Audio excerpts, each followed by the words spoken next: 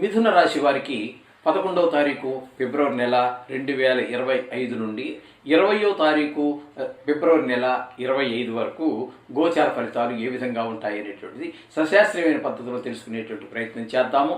ఈ మిథున రాశికి ఏ నక్షత్రాల వారు ఏ పాదాల వారు ఈ యొక్క మిథున రాశికి సంబంధించి ఉంటారు అనేటటువంటిది తెలుసుకుందాము. ఇక్కడ మృగశిర 2, 3, 4 అంటే రెండు పాదాలు, ఆర్ద్ర నక్షత్రం వాళ్ళు 4 పాదాలు, పునర్వసు 1, 2, 3 అంటే 2, 4, 6, 3 9 పాదాలు. ప్రతి రాశిలోనూ కూడా 9 పాదాలు ఉంటాయి, 3 నక్షత్రాలు కంపల్సరీగా ఉంటాయి. అందుచేత ఈ రాశుల వారు ఈ నక్షత్రాల వారు ఈ పాదాల వారు మిథున రాశికి సంబంధించినట్టుగా ఉంటారు. వీరందరూ కూడా మిథున రాశికే వస్తూ ఉంటారు. మిథున రాశి వారికి చతుర్థంలో కేతు యొక్క సంచారం జరుగుతున్నది. అట్లాగే అది అంత అనుకూలమైన ఫలితాలు ఇవ్వజాలదు. అట్లాగే 8, 9 స్థానాలలో రవి యొక్క సంచారం జరుగుతున్నది. 9వ స్థానంలో బుధుని యొక్క సంచారము, 9వ స్థానంలోనే శని యొక్క సంచారము జరుగుతున్నది. అలాగే ఇక్కడ 10వ స్థానంలో శుక్ర, రాహు గ్రహాల యొక్క సంచారం జరుగుతున్నది. ఇకపోతే ఇక్కడ మీకు వ్యయ స్థానంలో గురువు, కుజుడు ఈ ఇద్దరి యొక్క సంచారం జరుగుతున్నదండి. అంటే వక్రగతి మూలంగా అన్నమాట కుజుడు.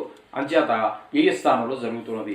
ఇక్కడ ఈ రాశి వారికి అనుకూలమైన ఫలితాలు ఇచ్చేటటువంటిది ఏదైనా ఉన్నది అంటే అది ఒక్క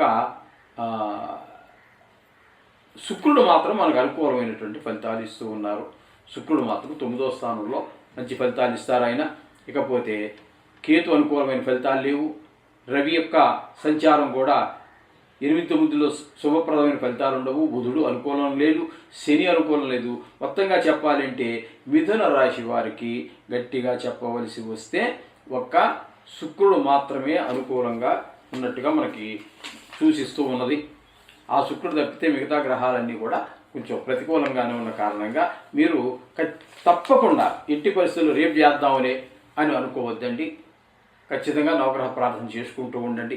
అయితే ఇక్కడ మిథున రాశి వారికి చతుర్థంలో ఉన్నప్పుడు కేతు వల్ల అనేక రకమైన అంటే మీకు ఇంటి సౌఖ్యం ఉండదు, ఏదైనా కొనాలనుకున్నారు ఇల్లు, స్థలమో, వాహనమో ఇవన్నీ మిమ్మల్ని ఇబ్బందికి గురి చేస్తాయి, కానీ ఆ పని పూర్తి కాదు.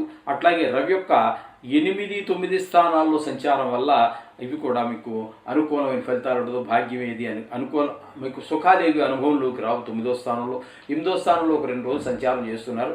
ఆ 2 రోజుల్లో కొంచెం 8వ స్థానంలో రవి ఉన్న కారణంగా ఆరోగ్యపరమైనటువంటి విషయాల్లో కొంచెం ఎక్కువగా ఇబ్బంది పెట్టే అవకాశం ఉంటుంది. అలాగే మీకు భాగ్యస్థానంలో బుధుని యొక్క సంచారం కూడా అనుకూలమైనటువంటి ఫలితాలు ఇవ్వజాలదు. మీ యొక్క తెలివితేటలు ఎందుకు కొరగాకుండా పోతూ ఉంటాయి.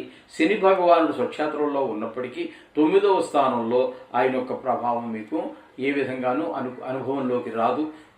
ఒక రకమైనటువంటి నైరాశ్యం ఆవహిస్తూ ఉంటుంది. అలాగే 10వ స్థానంలో రాహువు ఈ 10 రోజుల్లో ఆయన మీకు చేసేటటువంటి అంటే మీ ఉద్యోగంలో కొంచెం పైకి తీసుకెళ్ళినట్టు ఉంటాడు, మళ్ళీ కిందకి తొక్కేస్తూ ఉంటాడు. పైకి అనుకోకుండా మీరు ఊహించినట్టుగా పైకి వెళ్ళగలుగుతూ ఉంటారు, కిందకి రాగలుగుతూ ఉంటారు.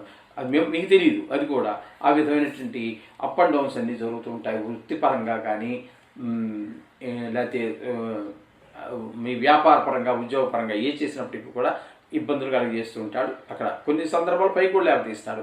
దాన్ని కూడా మనం పరిగణలోకి తీసుకోవాల్సి ఉంటుంది. ఇకపోతే శుక్రుడు మాత్రం మీకు ఇక్కడ 10వ స్థానంలో శుక్రుడు అతను అనుకూలమైన ఫలితాలు ఉన్నాడు. వాటి ఏదైనా కాస్త ఉద్యోగంలో కాస్త వ్యాపారంలో మీకు అనుకూలమైన ఫలితాలు రావాలన్నా ఆయన ఉచ్చులో కూడా ఉన్నాడు కాబట్టి కాస్త మీకు లలిత కళలకు సంబంధించి కొన్ని వారికి ఈ సినిమా రంగంలో వారికి లేకపోతే ఈ మీడియా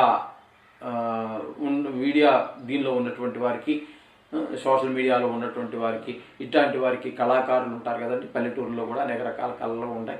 వాళ్ళందరికీ కాస్త అనుకూలమైనటువంటి ప్రభావాలు చూపిస్తూ ఉంటాడు. ఆయన ఒక్కడు మిమ్మల్ని చాలా ఉత్సాహపరుస్తూ ఉంటాడు. ఆయన శుక్రుడు అందరికంటే మనం ఉత్సాహపరిచేటటువంటి వాడు నవగ్రహాలలో ఈ శుక్రుడే. కాబట్టి వీరందరూ ఇబ్బంది పెడుతున్నప్పటికీ ఆయన మిమ్మల్ని ఉల్లాసంగా ఉత్సాహంగా ఉండడానికి ఆయన వంతు ప్రయత్నాన్ని ఆయన చేస్తూ ఉంటాడు. ఈ విధమైన ఫలితాలన్నీ ఉన్నాయి. అయితే ఖచ్చితంగా మీకు ఒకే గ్రహం అనుకూలత కనిపిస్తున్నది కాబట్టి తప్పకుండా తప్పకుండా తప్పకుండా మీరు రోజు 2-3 నిమిషాలు మీరు ఆ నవగ్రహాల యొక్క ఆ స్తోత్ర పారాయణ చేసుకోండి. అలాగే మీరు ముఖ్యంగా 16 సంకటహార చతుర్థి వస్తున్నది. అవి కూడా ఈ గ్రహాలన్నీ పెట్టే బాధల్ని కొంచెం గణేశుడు సంకటహార అంటే కష్టాలను తప్పించడానికి ఆయన వంతు ప్రయత్నంగా ఆ పూజ చేసుకున్నట్టయితే ఆ గణేశుడు మీకు కలిగేటటువంటి కష్టాలని సంకటాలని మీ అన్నీ కూడా ఆయన తీసేయడానికి సమర్థత కలిగి ఉంటారు. అంచేత తప్పకుండా సంకటహార చతుర్థికి మీరు చాలా ప్రాధాన్యత ఇవ్వాల్సిందిగా నేను మరీ తెలియజేస్తున్నాను. ఆ విధంగా చేసుకోండి. మీకు ఈ 10 రోజులు మీకు అంత శుభాలు జరిగే అవకాశం పుష్కలంగా కనిపిస్తుంది. శుభం భూయాత్.